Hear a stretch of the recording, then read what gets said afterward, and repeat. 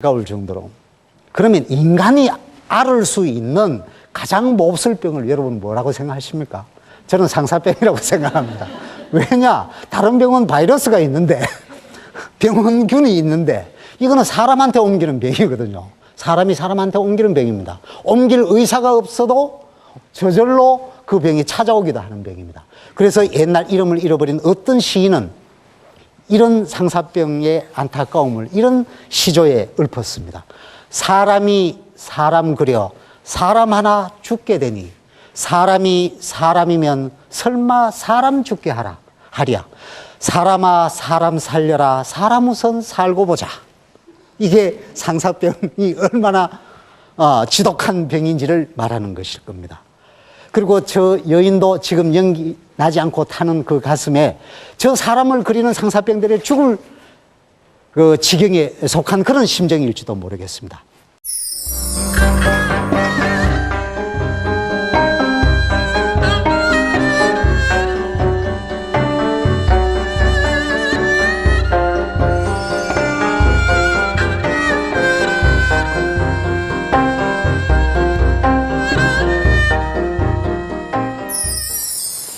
그러면은 여인의 그런 욕망은 그렇다 치고 조선시대 남자들의 욕망이라는 게 이게 정말 참 문제거든요.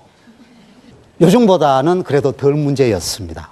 왜냐하면은 조선시대는 남자는 그래도 권력이 있었고 여인보다는 훨씬 사회적 지위가 높았고 그래서 이런 장면들이 나오는 겁니다.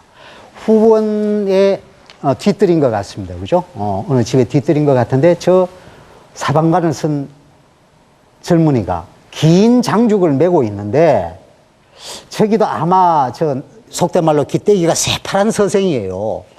그런데 어느 여인의 팔목을 잡아 끌고 있습니다. 저 여인은 아마 이 집에 몸종일 가능성이 높습니다. 그래서 지금 어디로 끌고 가고 있는 장면이죠. 그리고 그것도 벌건 대낮에. 그런데 저 여인의 표정이 어떻습니까?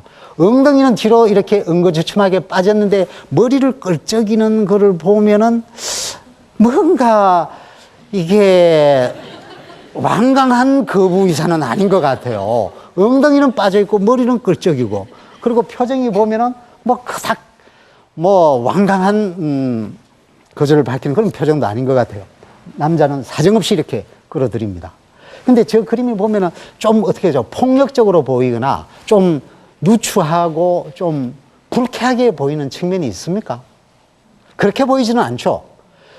그래서 저는 저 그림을 그 남자의 성희롱이라고 보지 않고 저 정도 되면은 성재롱 정도가 아닐까.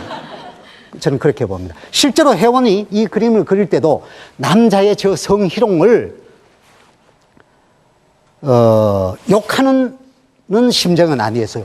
저기 화제에 적혀 있기를 뭐라고 적혀 있느냐 하면은 빽빽한 잎에 초록이 깊게 물드니 빽빽한 잎에 초록이 깊게 물드니 붉은 꽃잎 자연스럽게 가지에서 붉은 꽃잎 자연스레 떨어뜨리게 되네. 이런 얘기입니다. 저 말이 재미있습니다. 잎에 말이죠. 잎에 여름에 녹음이 우창하잖아요. 그러면은 그 엽록소가 그냥 잎을 통해서 그 초록의 그 생명이 쫙 올라오지 않습니까? 그죠? 쫙 올라오면은 그 붉디 붉은 꽃도 떨어지게 된다는 겁니다. 꽃은 떨어지는 때가 있죠. 예. 꽃의 잎에, 이파리에 짙게 초록이 쌓인다는 것은 청춘을 이야기하는 겁니다. 청춘이 때를 만나서 에너지가 쫙 차오르게 되면은 집안에 있는 꽃이든 바깥에 있는 꽃이든 꺾고 싶어지는 마음이 저절로 생긴다라는 뜻으로 저렇게 써놨습니다. 혜원은 우리가 다른 작품에서 봐서도 알다시피 청춘 남녀의 그런 춘정을 다 긍정했었습니다. 그런데 저런 그림을 그렸습니다마는 또 당나라의 어떤 여류 시인은 말이죠. 자기가 여성이면서도 청춘의 욕망에 불타는 젊은 남성들의 그 뜨거운 정을 북돋워주는 시를 썼습니다. 여러 시인이 썼어요. 이 남자가 쓴 게 아닙니다. 뭐라고 썼느냐 하면은 이렇게 씁니다. 이렇게 썼습니다. 그대 금실로 자은 옷 못 입었다고 애석해 하지 마소. 그대 젊은 시절 헛되이 보는 걸 차라리 섭섭해 하소.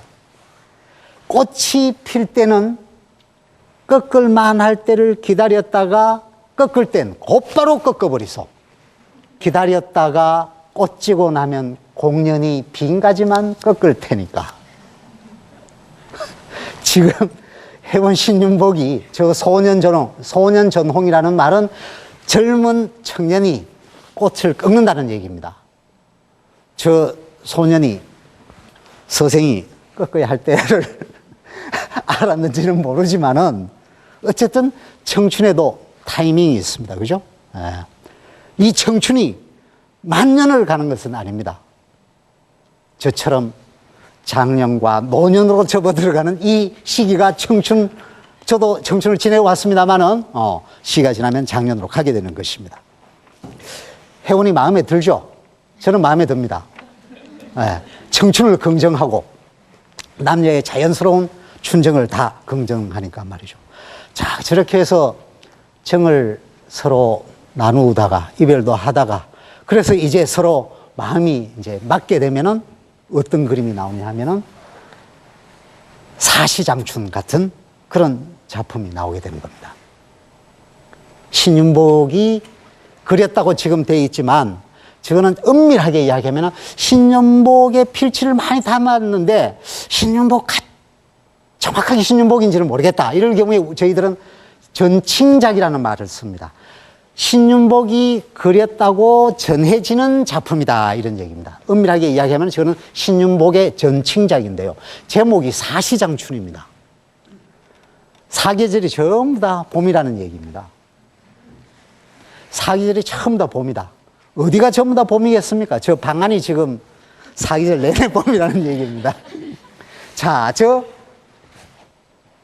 제법 높은 누마루가 있습니다. 그죠? 쪽마루가 있습니다. 그죠? 마루가 있는데, 오른쪽에 저 붉은 홍시는 여성의 신발인 것 같아요. 그죠? 왼쪽에 검은 저 가시는 남자의 신발입니다. 아마 여기도 저 별당에 좀 후미진 방이겠지요. 두 남녀가 서로의 사랑을 약속을 하고, 저기 문을 열고 저 방에 들어갔습니다.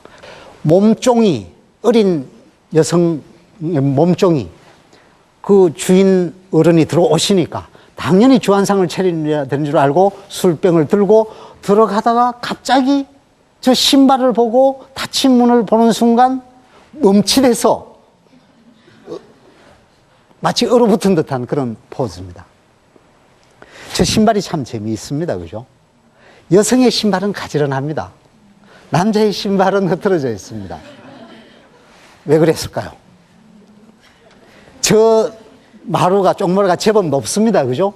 틀림없이 남자가 여성을 안아서 부축을 해서 저 높은 곳에 올렸을 거예요. 그럼 여성은 가지런히 신발을 벗고 문을 열고 방 안으로 들어갔을 겁니다.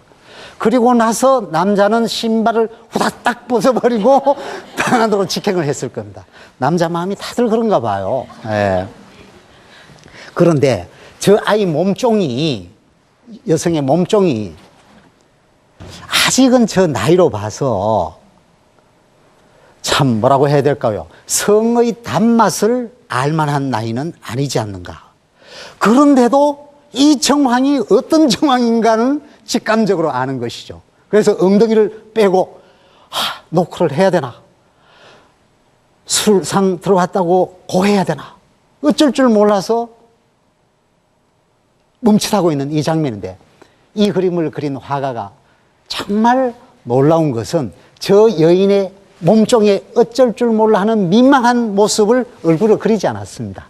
옆 얼굴만 그렸습니다. 그죠? 소녀에게 너무 어려운 마음의 현주소를 또 관람객들한테 고스란히 전할 수는 없잖아요. 상대가 소녀인데. 그래서 저 화가는 그 옆 얼굴을 그리고 그 옆 얼굴에 약간의 홍조를 띤 이렇게 붉은빛 하나를 살짝 이렇게 가미를 했습니다.